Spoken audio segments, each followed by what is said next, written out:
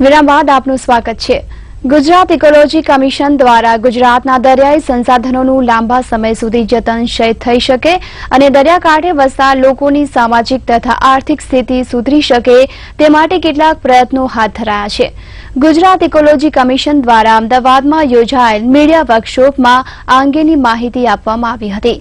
Pilot project તરીકે વિશ્વ બેંકની 300 કરોડની સહાયથી છેલ્લા 1.5 વર્ષથી ગુજરાતના કચ્છ અને જામનગરમાં કોસ્ટલ ઝોન મેનેજમેન્ટ પ્રોજેક્ટનું અમલીકરણ કરવામાં આવી રહ્યું છે, જેમાં દરિયાઈ પ્રદૂષણને અટકાવવાથી માંડી દરિયાકાંઠાની 15,000 હેક્ટર જમીનમાં ચેર વૃક્ષોનું પ્લાન્ટેશન તેમજ દરિયામાં નિકાલ થતા કચરાનો અન્યત્ર નિકાલ સહિતની કામગીરી હાથ ધરાઈ છે। આ પ્રોજેક્ટ 2015માં પૂરો થશે અને તે દરિયાઈ પ્રદૂષણ તેમજ દરિયાકાંઠે વસતા લોકોનું જીવન ધોરણ ઊંચું લાવવામાં મદદરૂપ બનશે।